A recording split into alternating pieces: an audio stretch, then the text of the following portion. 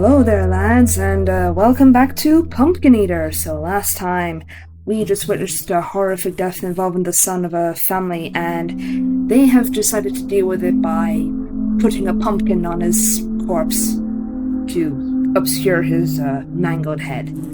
So, let's just see where we left off. Alright.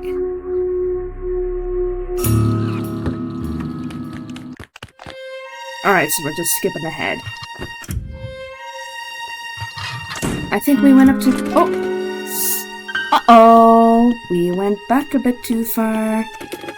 Anyway, we went forward a bit too far. My apologies. Okay, so here we are. Day 2. My apologies, lads. It's school time! Please get dressed!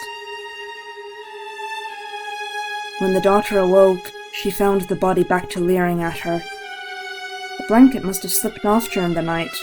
Uncovering the head once more, a fly landed on the pumpkin. Ew, he's already starting to attract the flies. Hello, who is this? Yes, I am the mother. Yes, ma'am, I assure you, everything is fine with my son. He's been feeling a little under the weather lately. Thank you, goodbye. The teacher on the phone sounded incredibly displeased.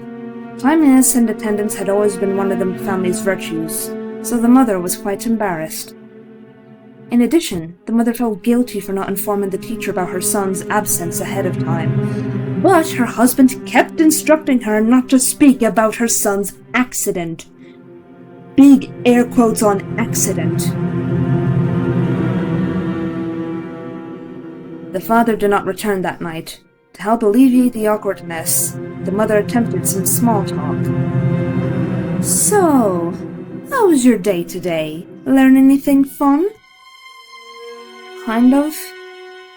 Was dinner to your liking? You need to eat your vegetables to grow big and strong.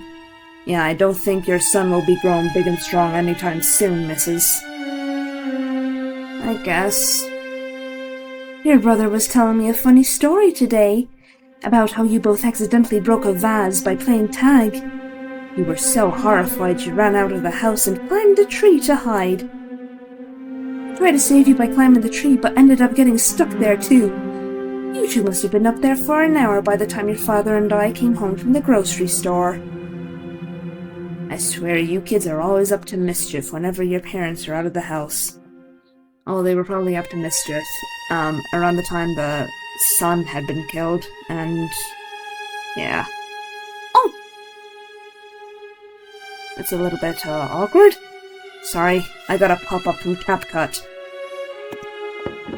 The mother chuckled and spoon-fed some more broccoli to the son. The house was starting to smell. It was musty, like meat starting to spoil.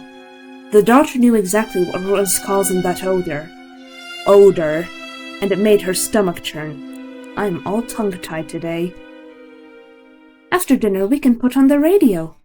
The Lone Ranger might be on. You like cowboys, don't you? No, not really. I'm heading to bed. Fine then. Your brother and I will enjoy the program without you, Miss Grumpy Pants. I don't think she's grumpy. I think she's grieving, missus. Also, she kind of looks like she's red in the face from crying hard. Day 3. Oh boy. The mother's first task of the day after sending the daughter and her husband off was to attend to her son. She hadn't noticed it before, but certain areas of the child's skin were discolored. Gee, I wonder why. It had the same green and blue hues of a bruise, but the eerie marbling patterns were nothing like she had seen before. At least it was faint. Were you playing with markers? Pulling out a sponge, she washed the spot, but it refused to scrub off. She retrieved her makeup kit to cover up the blemishes. Tomorrow she would look for a stronger cleaner for her skin. Sweetheart, could you pass the salt to your brother? He looks like he needs some. Cheeky writing. Like, he needs it to stay preserved, because salt can preserve meat. for a number of time. I don't know how long it preserves meat for, but yeah, I might look that up. The daughter hesitated. But he's... okay. Oh, I thought it was the mother saying that. Okay. I appreciate you being so well behaved since your brother's injury. It makes Mommy's job just a little easier. Don't worry. He will be back to running around with you in no time. Yeah, I kind of looked at the mother looking cross at the daughter and, yeah, got mixed up. Again, the father did not return for dinner. The daughter was beginning to think that he had run away for good. She did not blame him, but why couldn't he take her away with him? As the women were cleaning up, the door flung open. It was Father. The girl's nose crinkled at the heavy liquor smell coming from him. Home. Heading to bed. No dinner needed. Oh, okay. So you were out in the sauce then. Okay, understandable. Okay. Fair enough. It took you long enough. I'm not happy. Our son needs you right now. I don't want to hear your nagging woman. It was your idea that got your family into this mess in the first place. Just keep things hush-hush and it'll all go away. But no! Meet the consequences of your actions. The daughter sprinted to her room before she became caught in the crossfire. She could already hear the screaming in the parents' bedroom. Knowing her mother, this could take hours.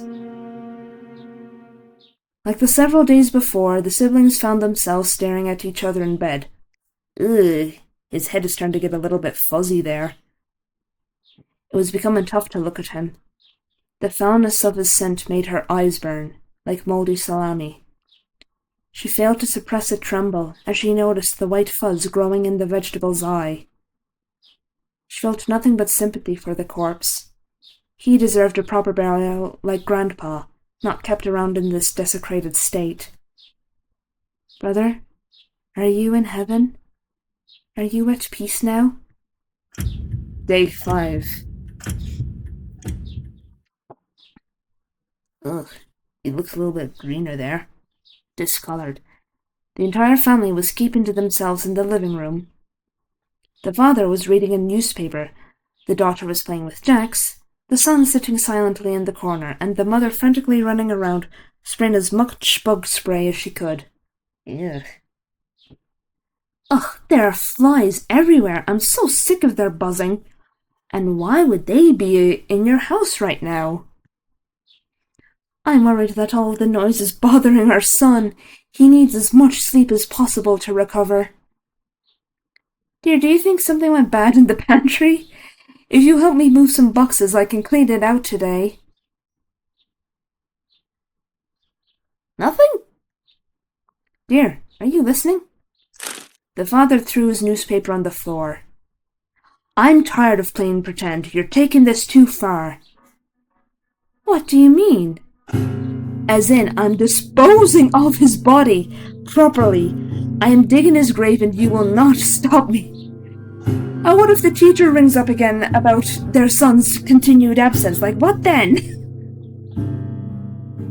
The father is an idiot. And the mother, she's just broken. Without hesitation, he left the room and returned with a shovel.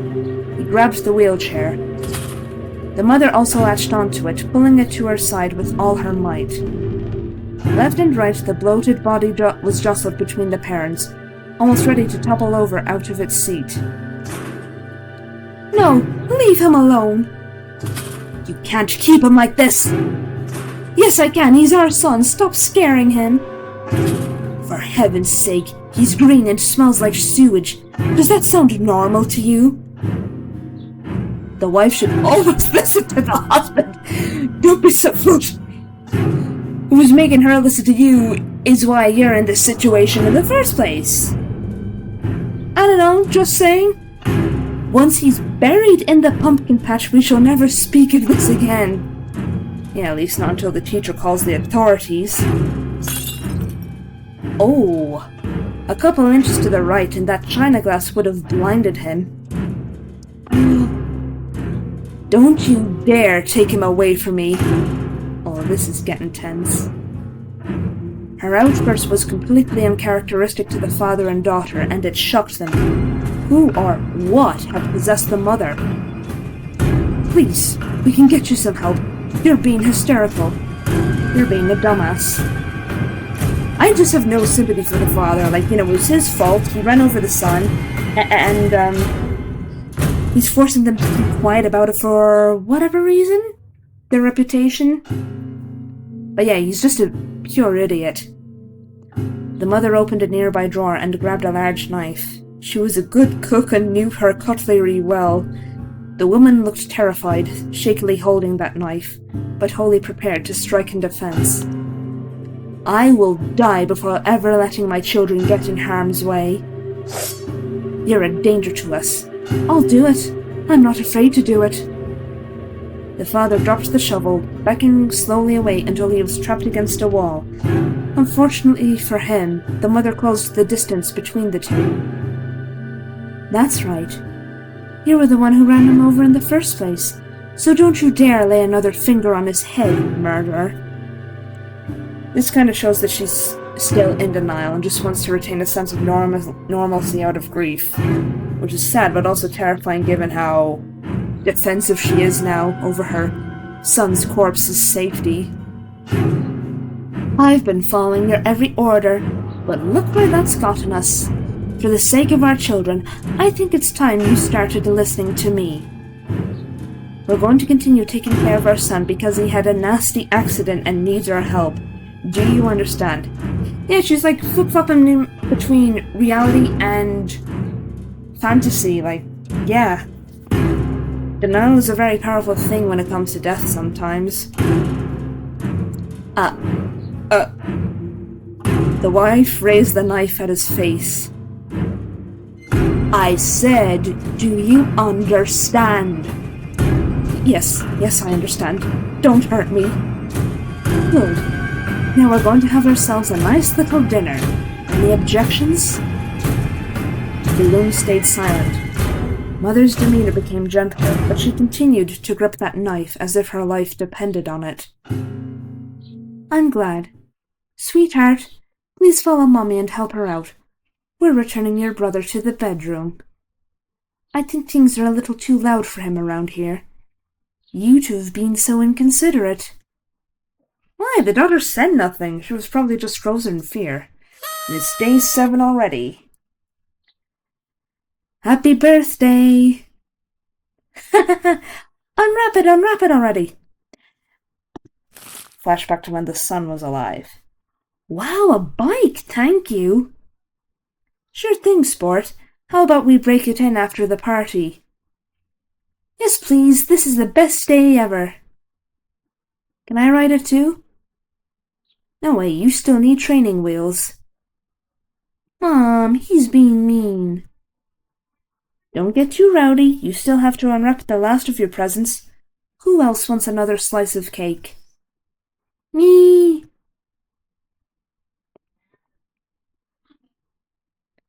Oh, he does not look good.